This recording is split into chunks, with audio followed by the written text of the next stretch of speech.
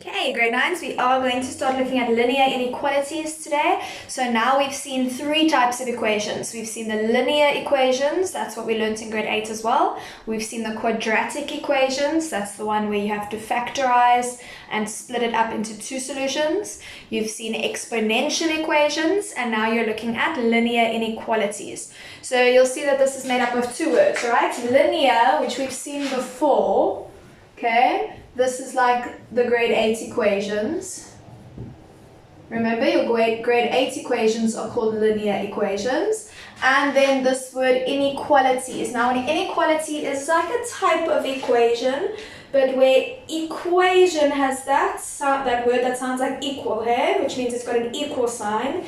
Inequalities means it's not necessarily equal. Instead, you're going to see those little crocodile mouths you saw in primary school. You're going to see less than or greater than. You're going to see these guys. Okay? And then you've also got the ones that have the extra little lines. So you can have something like that.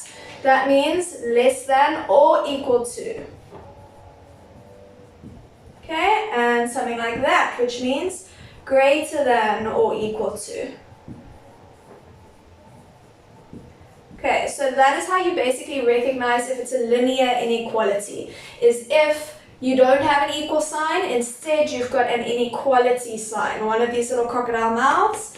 And a very big hint in how to solve these comes from the first part of the name, linear. You solve it almost exactly the same as you solve linear equations. There's just one extra little thing. Okay, so you solve, it's a gram method. Okay, your method for solving is almost exactly the same as linear equations. Okay, that's the grade 8 equations, just the normal boring equations basically. Okay, so almost like linear equations. One little thing is if you need to divide by a negative number.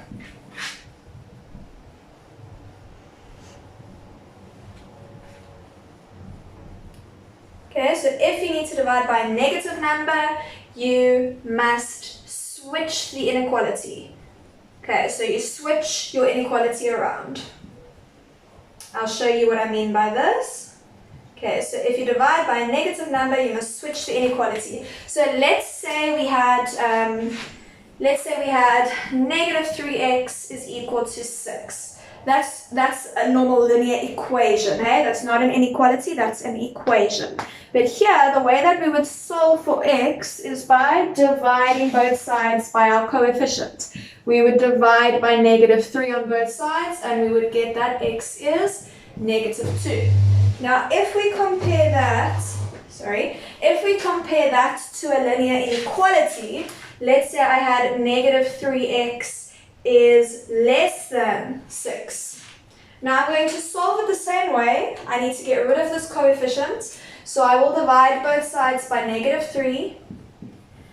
But if you ever need to divide by a negative number, you must switch the inequality. So when I divide by negative 3 like this, I need to take my inequality sign and flip it around. So on the left, I'll have x. On the right, I'll have negative 2, just like with the equation, only I don't keep the less than sign. This less than sign needs to flip around and become greater than. So here, this solved would be x is greater than negative 2. Okay, so yeah, that's the explanation. I will do a few examples with you. Then there's also a little bit of, there's something extra on here. You need to be able to represent your inequality solution on a number line or as in interval notation. Okay, I will show you those. You're solving the inequalities. This is probably one of the easiest things you'll see in grade 9 is solving inequalities. So if you have been struggling with anything else, take a breath. This should be a nice confidence boost. It's not that tricky. You should be able to cope. But if you aren't coping, please still do ask. Okay guys, so here's our first example. We need to solve for x, and our question is, we've got 2 and then x over 2 plus 1 in brackets is greater than or equal to 3x over 2, and they want to know, so what's the range of values for x? Okay, now remember what we said? We solve this almost exactly as though it were a linear equation. The only difference comes in is if ever we need to divide by a negative number, we'll have to switch this guy around from a greater than to a less than. Okay, but other than that, you treat it just like a linear equation. So with a linear equation, the first thing we would have to do is distributive law here. We'd have to multiply that to it. Okay, so let's go ahead and do that. 2 times x over 2 is going to just be x. If you're not sure about that, we can just make it 2x over 2, if that's making you panic. If that's making you panic, let's have a quick look at why that's the case.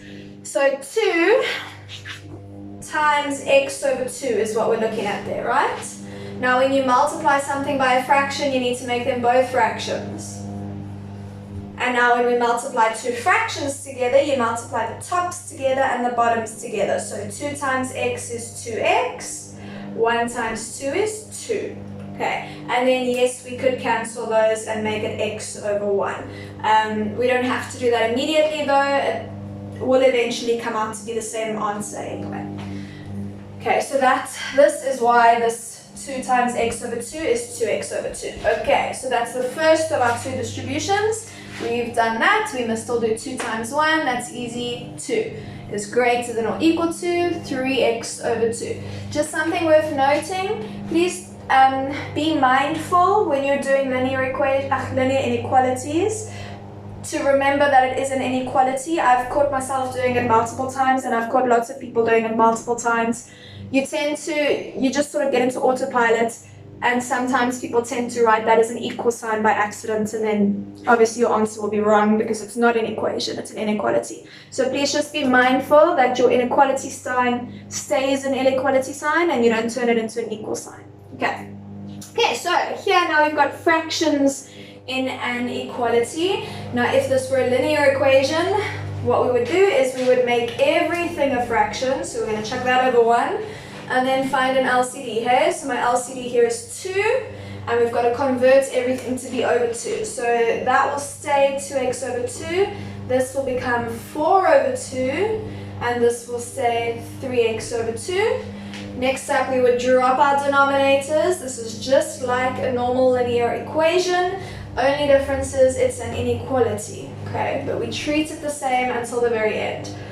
So this becomes 2x plus 4 is greater than or equal to 3x. And now we would have to move our terms around here. So the 4 we would subtract from the right, and the 3x we would subtract from the left. So we've got 2x minus 3x is greater than or equal to 4. So that becomes negative 1x is greater than or equal to 4. And whenever the coefficient of x is anything other than positive 1, you must divide by that coefficient. Okay, so that means we've got x on the left and negative 4 on the right. And now be careful, I divided by a negative number. So my inequality needs to switch and become a less than or equal to. Okay, so literally exactly the same as if it were a linear equation. The only difference comes in here. As soon as you divide by a negative number, you need to remember to switch that inequality around. Okay, so I'm going to pause you there. We'll do another one.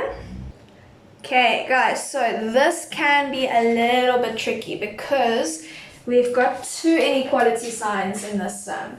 Okay, we've got a less than and then a less than or equal to. So what this basically means is that whatever we find x to be, it will be in between that value and that value. Okay, so whenever you see two inequalities like this, what I want you to do is to, so if you've got two inequality signs, okay, instead of getting x on its own on the left, you're going to try and get x on its own in the middle. Okay. In the middle. Okay, so if you've got two inequality signs, you get x on its own in the middle. That's the idea. Okay, so you imagine that it's almost like two separate equations where you've got this equation and then you've got that equation. Okay, so what that means is everything you do to the middle, you must do to the outsides. Now we do have a butterfly fraction here in the middle, so that's the first thing we're going to sort out, is split that into x over 3 plus 2 over 3. Okay, now we've basically got an equation with fractions in it, so we would have to make everything a fraction and then find an LCD and convert everything to have that LCD. Okay, so our LCD here would be 3, so we must make everything be over 3. So this is going to be negative 3 over 3. X over 3 plus 2 over 3, and then my 3 over 1 becomes 9 over 3. Okay, now we can drop all of our denominators. So we've got negative 3 is less than x plus 2, which is less than or equal to 9. And now when we get rid of this 2, we don't only take it to the right, we take it to the right and to the left. Okay, and we subtract it from both of the outsides. So we're going to take this 2 to the right and subtract it, and to the left and subtract it. Okay, so we're going to have here negative 3 minus 2 is less than x, which is less than or equal to 9, also minus 2. Okay, we took this 2 to both sides. Now we can simplify. Negative 3 minus 2 is negative 5, and 9 minus 2 is 7. So that means whatever x is, it's between negative 5 and 7, and it can also be equal to 7, but it can't be equal to 5. Negative 5. Okay, just a heads up, if the sum had gone something like this, let's say we had a sum similar to this, but we ended up with something like this. We ended up with something like negative 2x is greater than 4 and less than 8. Okay, then we would have to divide by negative 2, right? And if you divide by negative 2 in the middle, you must do the same on both outsides. Okay, so that means the middle becomes x, the left becomes negative 2, the right becomes negative 4, and because we divided by a negative number, my inequality signs must both switch around. So this becomes a greater than and a greater than. Okay, so just be mindful, if you have to divide by a negative number and you have two inequalities, then they both switch around. Okay, not just one of them, they both switch. Okay, so that's it for solving inequalities. Now the next thing that we need to talk about is representing your answer. Okay, so you can represent your answer on a number line, or you can represent it using interval notation. Okay, so I'm going to show you each. So firstly, looking at representing your answer using a number line. Okay, oh, this can go. Okay, so if they ask you to represent your answer using a number line, you know how to draw a number line, right? Okay. What's the best way to do that? Okay, we're just going to write notes. Okay, so the first thing you do is draw a number line. Okay, you do not have to label all of the digits. You do not have to go like negative 50, negative 49, negative 48, no. You can count in 5s or 10s or 20s or whatever suits you for that specific scenario. Okay, so you draw a number line, then above the number line, you draw a line indicating the range of the solutions for x. Okay, you draw a line indicating the range of solutions for x. Okay, now how you cap it off depends on that specific scenario. So if you ended up with a or equal to, so less than or equal to, or greater than or equal to, okay, so if you had an or equal to, okay, then you cap your line with a solid colored in circle. Okay? So now we're talking about capping your line. If you did not have an or equal to,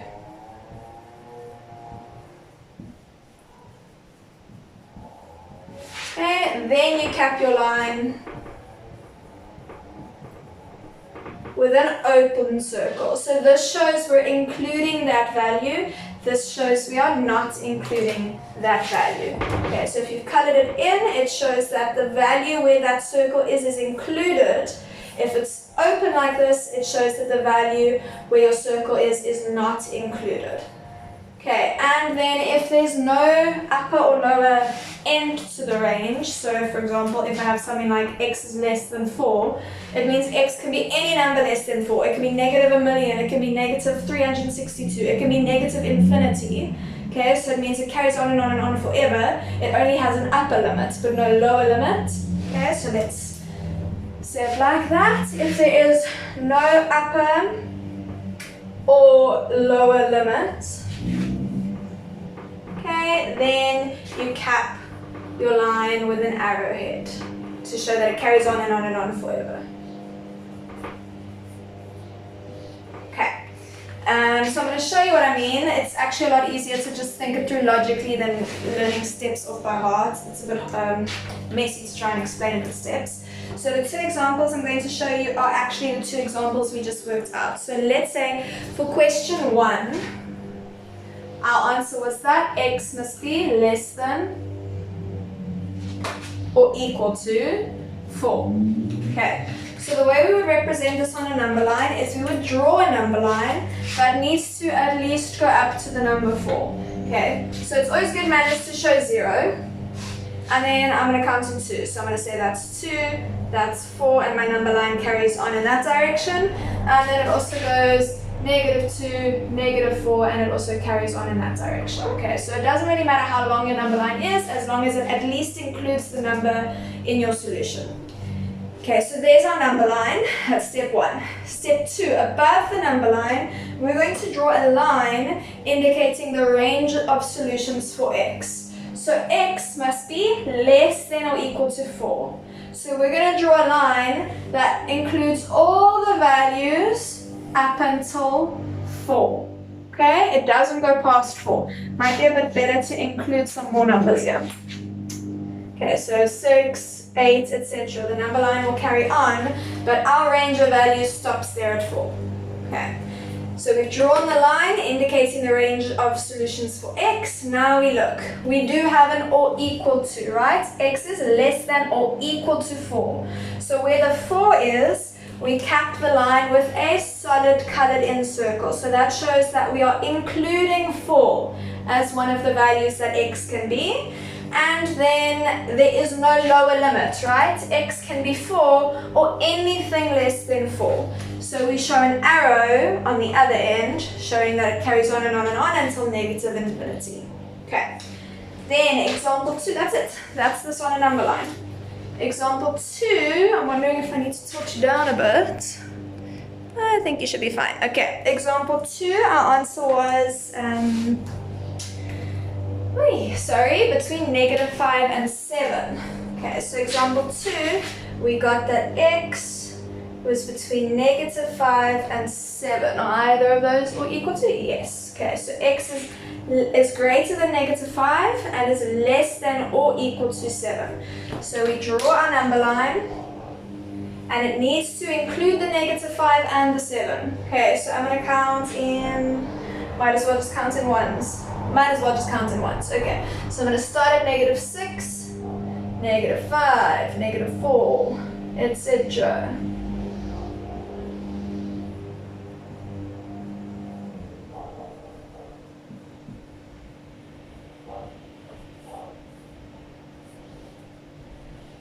Okay, and then my number line carries on in both directions. Okay, so here's my number line, ranging from including -5 and 7. Now we've drawn a number line. Now above your number line, you draw a line indicating the range of values for x. So x stretches from -5 up until 7. So we start at -5 and we're going to draw a straight line all the way across to 7. Okay, with a ruler please. I just don't have a ruler yet, but please use a ruler. So from -5 all the way across to 7. Okay, now to cap off, we need to see. x must be greater than negative 5, right? So this is not going to be an arrow. Anything that side of negative 5, x can't be. So we can't put an arrow there. We need to put a circle. Now, it's either going to be a closed or an open circle. That depends on whether this is an or equal to inequality. This is not an or equal to inequality. So that means we have to use the open circle. We are not including negative 5 in our solutions. Okay, open circle. Then 7, our upper limit, x can be equal to 7. So for the 7, we're using a closed-in circle.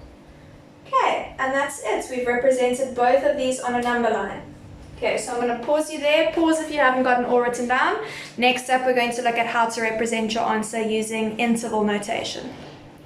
Okay, guys, so interval notation is basically it's you showing the interval in which x exists. So in brackets, so you use brackets, okay, and with those brackets, you show the lower limit of x, so the smallest value x can be, and then a semicolon followed by the upper limit that x can be. Okay, now the type of brackets you use depends on the type on the scenario. Okay, so for the brackets, if you are including the lower limit, okay, if you are including the lower limit, you will use a square bracket. And if you are including the upper limit, you will use a square bracket. Okay, so this is if the lower limit and the upper limit are both included. They don't have to both be included though. Okay, so basically I'm just going to say if you're including the value, you use a square bracket. If you are not including the value, okay, if your value is not supposed to be included in the range, you use a round bracket. That's just a normal bracket, the normal bracket you're used to. Okay, and then just something on not including is if your values range all the way from something to infinity, if they carry on and on. So let's say x must be bigger than 10. It can be any number bigger than 10, which means it can be infinity. Infinity is not a real number, it's a concept, which means we can't actually include it as a number. It's not included. So if ever one of your limits is negative infinity or infinity, you must use a round bracket. Okay, we're not including it. So our lower limit, and let's say the upper limit was infinity, round bracket. Okay. So also going to do those same examples that we worked out. So example 1, we got that x must be, I've forgotten again, sorry, less than or equal to 4. Okay, that was the answer for example 1. So if we were to represent this using interval notation, we would use brackets. Now, x can be any number less than 4. So that means it can be any number from negative infinity until 4. Okay, so it goes from negative infinity until 4. Now let's sort out our brackets. Negative infinity, you never include infinity. Infinity is a concept, not a number. So round brackets, infinity is not included. 4 is included. X is less than or equal to 4. So we are including 4, so we use a square bracket. Okay, now the way that you're actually supposed to write this is not just with the brackets. You need to, let's just separate this. You need to, in front of your brackets, write for me, x is an element of this set. Okay, that's what this means. xe means x is an element of this set here, from negative infinity to 4. That's what that means. And you might see in later grades, they'll be quite particular about you including also that x is an element of the real number system. Now, if you belonged to me last year, you'll recall me putting a lot of stress on the fact that the answer to that is not no solution, it's no real solution. Remember that? We put a lot of emphasis on the fact that this does have a solution. Its solution is in the complex number system, which is something you'll learn at university. But in the real number system, it has no solution. So here that's what this R stands for. It's saying that X is a subset, or is within the set negative infinity to 4, and in addition to that, X is a real number. Okay, this is quite important in higher grades. For now, it's not that important. But when you get to grade 10, 11, 12, don't forget to tag this onto the end. Okay, X is from negative infinity to 4, and X is also a real number. That's what that means. Okay, now example 2.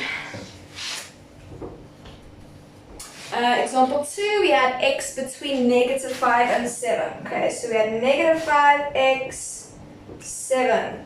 Okay, so remember how we start now? We say X is an element of, now it goes from negative 5 to 7, so we don't have any infinities here. That's awesome. It's got an upper and a lower limit. It goes from negative 5 to 7. And now for the brackets, negative 5, X cannot be equal to negative 5, right? This is not a less than or equal to. It's just a less than. So X cannot be equal to negative 5, which means we're excluding, here we go, sorry, we're excluding negative 5 as a solution, a round bracket for not including. Okay, but X can be equal to 7. So for the 7, we're going to hire square brackets, because square brackets are for if you are including the value. And then just to show off, we can also say X is an element of the real number system. Okay. I know this can get a little bit tricky, but if you just follow these rules, it's a lot to remember. So for now, you can keep your note with you on it. But this is actually the first time we're teaching this in grade 9. So you're not probably going to find it in any past papers while you're studying, but please make sure that you do understand it. If you get stuck, please do ask. I know this is tricky. Solving the inequalities is straightforward, but this representing it in interval notation can be tricky. So if you do get stuck, please do ask. Yeah, so now you guys are going to do that worksheet. There are only, I think, 4 or 5 questions where I ask you to show it on a number line and in interval notation. The rest of them, I just want you to solve the inequality. Okay, guys, good luck. Let me know if you get stuck, please.